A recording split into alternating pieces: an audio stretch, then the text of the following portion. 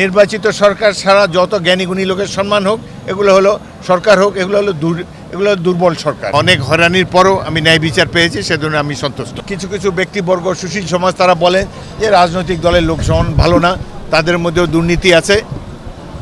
তাদের কথারও কিছুটা সত্যতা আছে, তবে আমাদের সংগ্রাম তো জনগণের ভোটাধিকার প্রতিষ্ঠার সংগ্রাম এবং অন্যায় অবিচারের বিরুদ্ধে আইনের শাসন প্রতিষ্ঠা করার সংগ্রাম। সুতরাং এসব নির্বাচিত সরকারই করতে পারে। আমরা আশা করব যত দ্রুত সম্ভব বর্তমান সরকার একটি নির্বাচন দিয়ে জনগণের আশা আকাঙ্ক্ষার বাস্তবায়ন করবেন এবং আমরা সব ধরনের সংস্কার করার জন্য আমরা প্রস্তুত আছি। যা কিছু সংস্কার করার প্রয়োজন এগুলো সময় সাপেক্ষ এবং এটি করার ম্যান্ডেট প্রাপ্ত হলো নির্বাচিত সরকার। আমরা আশা করি আগামীতে জনগণের ভোটে যে সরকার আসবে তারা এই সকল সংস্কার কাজ যেটি বর্তমান সরকার করতে চান বা তারা যে সকল সুপারিশ করবেন সেটি আগামী দিনে জনগণের নির্বাচিত সরকার বিবেচনা করে সেই সংস্কারসমূহ করা প্রয়োজন। এই সংস্কারের যৌক্তিকতা আছে। আমরাও মনে করি বাংলাদেশের সমাজদেহে রন্ধে রন্ধে যে ধরনের অন্যায় অবিচার এবং ক্ষমতার লোভে পিষ্ট দুর্নীতিবাজরা রাজনীতির যে ব্যাপক দুর্নীতি করে গিয়েছে, সেই জন্য অবিলম্বে তাদেরও বিচারের আওতায় আনা উচিত। এগুলো সবই সময় সাপেক্ষ। আমরা আশা করব প্রফেসর ইউনূসকে আমরা সমর্থন দিয়েছি, সামনেও সমর্থন দেব, তার উপর আমাদের আস্থা আছে। কিন্তু তিনি একজন বিজ্ঞ ব্যক্তি। মাঠের অলরাউন্ডার আমি, আর ঘরের all rounder Taylux. Taylux toilet cleaner, clean মানেই টাইলক্স। সকলের নানা ধরনের কথা যেন তিনি প্রভাবিত না হন, এটাই আমরা আশা করব। আরেকটা জিনিস হলো তারা অর্থনীতিকে ধ্বংস করে দিয়েছে।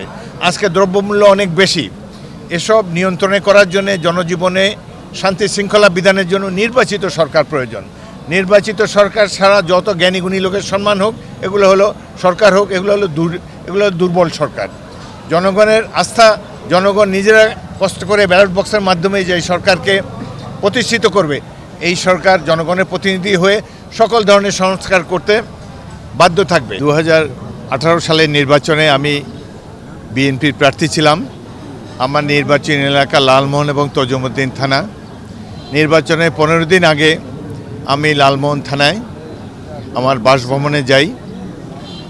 যাওয়ার পরেই পুলিশ বাহিনী আমার বাসাটি ঘিরে রেখেছে, আওয়ামী লীগের সন্ত্রাসীরা আমার বাসাটি ঘিরে রেখেছে এবং নির্বাচনের দিন পর্যন্ত এই 15 দিন ঘর থেকে বেরোতে পারিনি।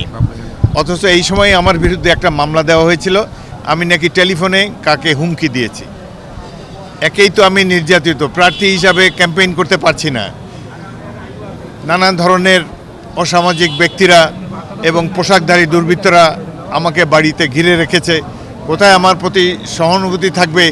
এমনই নির্লজ্জ একটি দল, ফ্যাসিস্ট আওয়ামী লীগ সরকার, তারা আমাকে নির্বাচনের দিনই একটা মিথ্যা মামলা দিয়ে সাইবার ট্রাইব্যুনালের মামলায় আমাকে আসামি করে এই 6টা বছর আমাকে ভুগতে হয়েছে।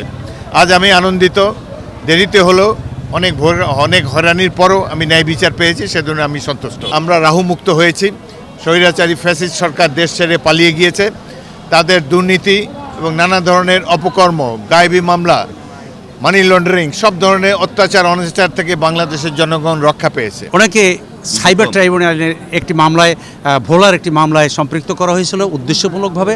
আজকে দীর্ঘদিন পর অভিযোগ শুনানিকালীন বিজ্ঞ আদালত আমাদের বক্তব্য শুনেছেন, সমস্ত আইনজীবীরা সেখানে তাদের বক্তব্য রেখেছে এবং সরকার পক্ষ ভালো ভূমিকা রেখেছে, সত্যটা তুলে ধরেছে।